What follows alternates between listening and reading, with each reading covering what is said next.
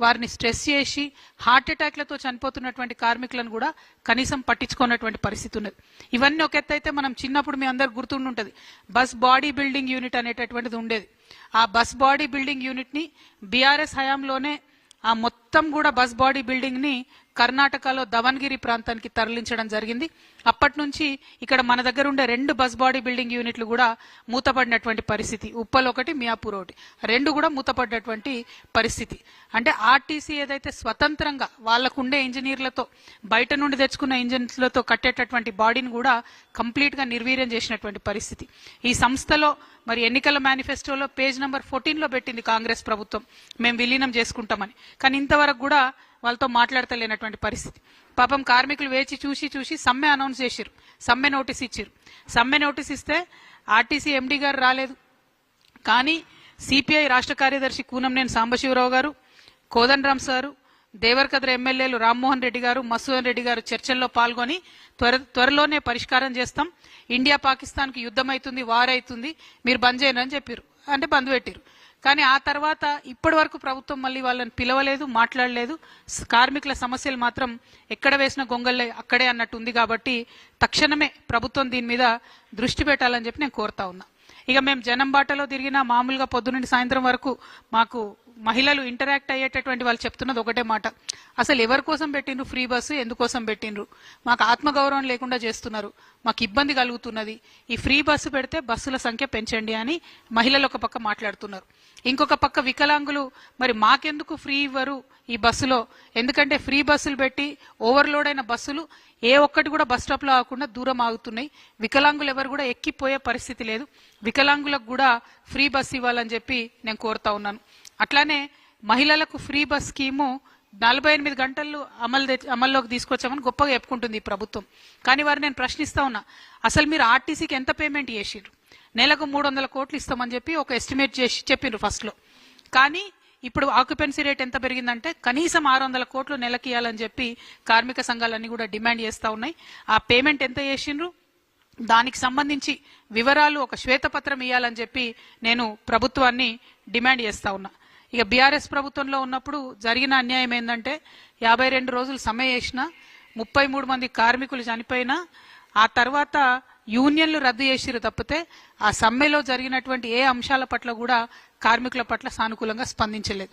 ఆనాడు యూనియన్లు రద్దు అయితే కాంగ్రెస్ ప్రభుత్వం చెప్పింది మేము రాగానే యూనియన్లు పునరుద్ధరిస్తామని చెప్పి.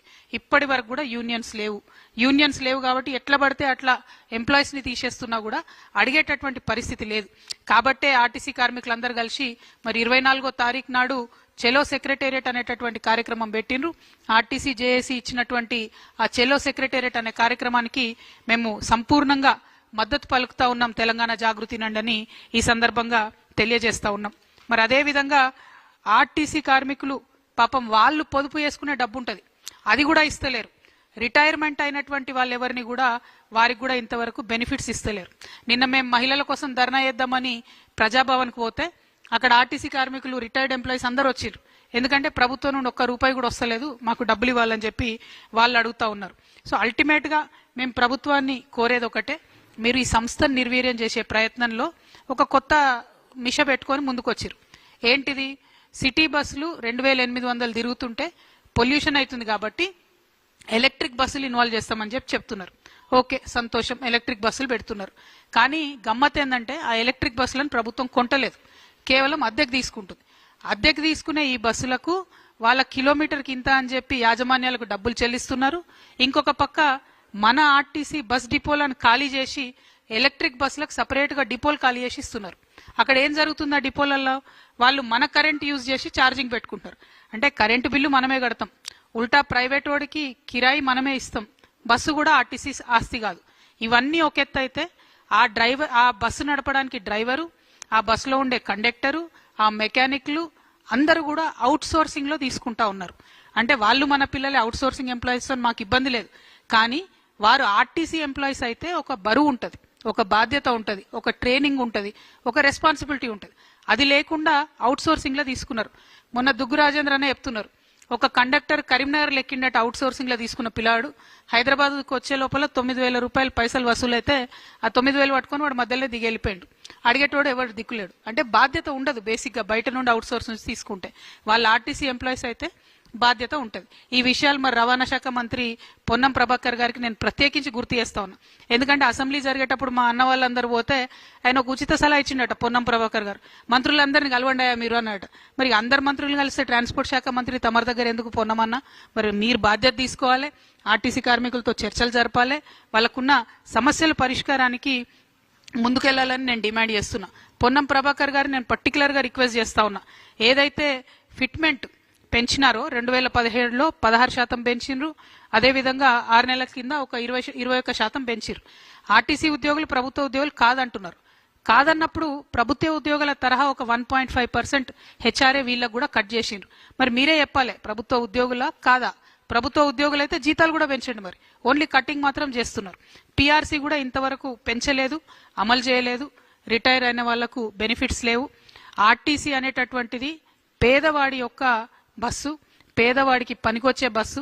ఈ సంస్థను దయచేసి ప్రైవేటీకరణ వరకు పుష్ చేయొద్దని చెప్పి గవర్నమెంట్ నేను కోరుకుంటూ, మళ్ళీ ఒకసారి మేము ఒకటే డిమాండ్ చేస్తా ఉన్నాం, ఏదైతే 1000 మంది కార్మికులను అన్యాయంగా తీసేసిండ్రో వాళ్ళని తిరిగి విధులలోకి తీసుకోవాలి. అందులో మేమందరం పోరాటం చేయంగా 300 మందిని తీసుకున్నారు, ఇంకా మిగతా 400 మందిని త్వరితగతిన మీరు తీసుకోవాలి. తీసుకోకపోతే 24వ తారీఖున ఆ 400 మంది ఎంప్లాయీస్తో పాటు జాగృతి కార్యకర్తలు, నాయకులు అందరం కూడా సెక్రటేరియట్ని ముట్టడించడం జరుగుతుంది. మీరు దిగొచ్చేంత వరకు ఉద్యమాలలో పాల్గొంటామని చెప్పి గౌరవ ముఖ్యమంత్రి గారికి, అదేవిధంగా కాంగ్రెస్ ప్రభుత్వానికి మేము హెచ్చరిక చేస్తా ఉన్నాము. Thank you. జై తెలంగాణ. ఒక 2 minutes మాట్లాడతారు, మీరు చెప్తారా? ఒక 2 నిమిషాలు, ఒక 2 minutes దుగ్గు రాజేందర్ గారు వారి వర్షం చెప్తారు. కూర్చోండి కూర్చోండి కూర్చోండి, క్విక్గా చెప్పండి. 4 to 5 minutes. ఈ పత్రికా సమావేశం వచ్చినందరికీ, పాత్రికేయులకు, తర్వాత నాతో పాటు కూర్చున్న వాళ్ళందరికీ నా యొక్క నమస్కారములు. ముఖ్యంగా ఏంటంటే నేను ఒకటే నిమిషం చెప్తానండి. ఇప్పుడు ఈ రోజు ఏంటంటే తెలంగాణ ఆర్టీసీ అనేటువంటిది పూర్తిగా సంక్షోభంలో ఉన్నది. ఆ సంక్షోభం వలన ఏంటంటే అటు ఆ బస్సులలో ప్రయాణం చేసేటువంటి ప్రజలకు ప్లస్ మళ్ళీ సంస్థలో పనిచేసేటువంటి ఉద్యోగస్తులకు ఏంటంటే దీని వలన తీవ్ర అన్యాయం జరుగుతుందని చెప్పి, అంటే అప్పుడు ఈ గవర్నమెంట్ ప్రభుత్వం ఏర్పడక ముందు అంటే 2023 ఈ సెప్టెంబర్ అక్టోబర్ ప్రాంతంలో ఏంటంటే ఇప్పుడు ఉన్నటువంటి రవాణా శాఖ మంత్రి గారు, తర్వాత మన ముఖ్యమంత్రి గారు ఏంటంటే మేము కనుక అధికారంలోకి వస్తే ఈ యొక్క ఆర్టీసీని ఏంటంటే దీన్ని బాగా పటిష్టం చేస్తాం, కార్మికులకు ఎలాంటి అన్యాయం జరగకుండా ఆ పోయిన ప్రీవియస్ గవర్నమెంట్ ఎంతమందిని అయితే శాశ్వతంగా రిమూవ్ చేసినారో వాళ్ళందరినీ తిరిగి ఉద్యోగంలో తీసుకుంటామని చెప్పి చాలా సందర్భాలలో మంత్రి గారును ముఖ్యమంత్రి గారు మాట్లాడడం జరిగింది.